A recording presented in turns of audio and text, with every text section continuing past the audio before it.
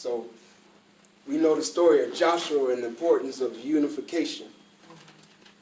Joshua in Jericho, the reason why they were able to enter into Jericho was because they were unified. In Jericho, God gave them specific orders, specific things to do.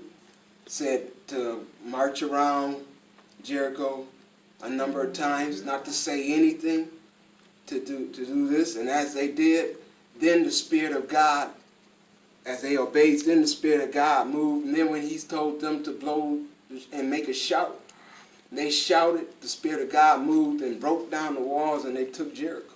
Mm-hmm. Yeah. And the enemy was destroyed because of unification.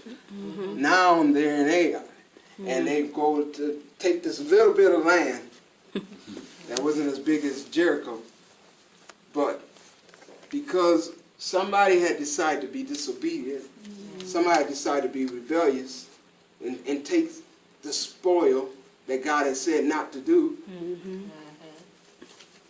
When they went up, they lost the battle. Mm-hmm.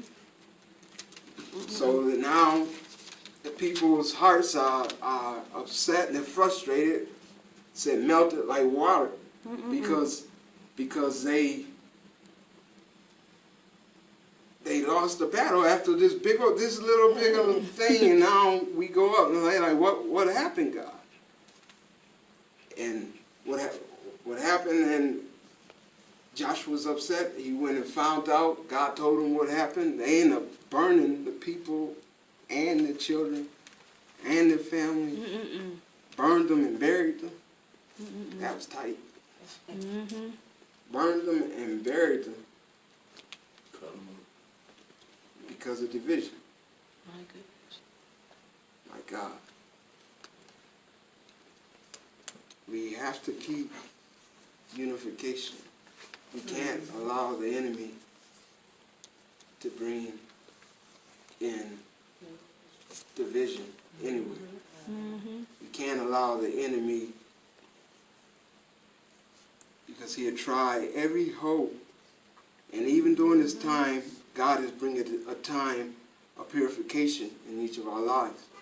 And I shared this with Pastor Ashley, that there's many things being exposed in each of our lives. Oh, yeah. God is doing a purification, and the Spirit of God is coming in our lives, and He's shaping us, and He's moving those unclean things so that the Spirit of God can move in, and that the fire of God can breathe in our lives. But now, as a people of God, we have to stay humble before Him. We can't take a place of pride that we can be going through the same process, because we as a people have a habit of doing that. We're going through the same process, and we can't see, and we see somebody else going through a process. We can see what they dealing with, but we can't see what we dealing with. Yeah. And the minute we see them, now we rather to trash them, and we rather to trash our brother and bring them down. It's like, how in the world did they do that? And you haven't even looked at the process that God is bringing you through. The things that God's dealing with your life, the things that God is trying to fix, and so He brings that, and then now God may have took that person and begin to work in that person and begin to tarnish that person, and now this person is up in praying, and you over here, you got attitude. Now we try and line up corporately as intercessors. We trying to bring in, we trying to connect, and you sitting there hindering the Spirit of God from moving because you got an attitude, because you holding something against something that God has already dealt with. And that was one of the first things that I learned from coming to this ministry, because I came in here the first time being an apostle. I had that type of spirit. I confess. And being an apostle, sometimes you walk in a place and you can see things that's going on. And being under this leadership, I learning more about the prophetic, that God will reveal those things to us to pray for our brothers, to cover our brothers, to intercede, to go to them, to strengthen our brothers, not to kill them. Amen. We have a habit.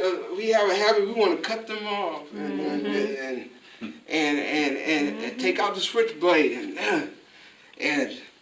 and that's that thing That's that thing in our lives that we have insecurity in ourselves. That we feel if we can bring down somebody else, it makes us look so much bigger and so much holier and so much, you know, dignified in who I am. And now, look, I didn't do that, God. And then that's that spirit that Jesus said he hated.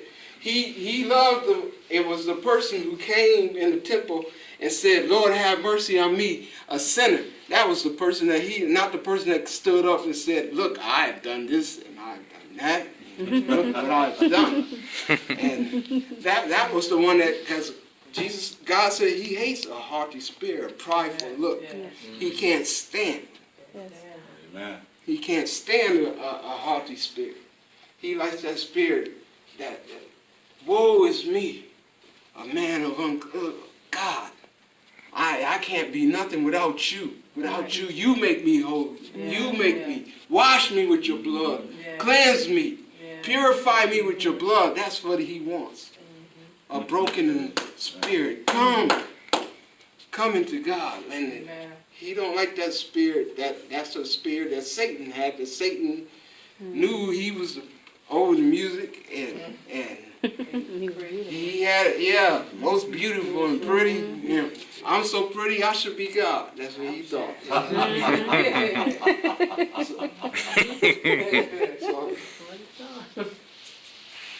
And he got his butt kicked out. But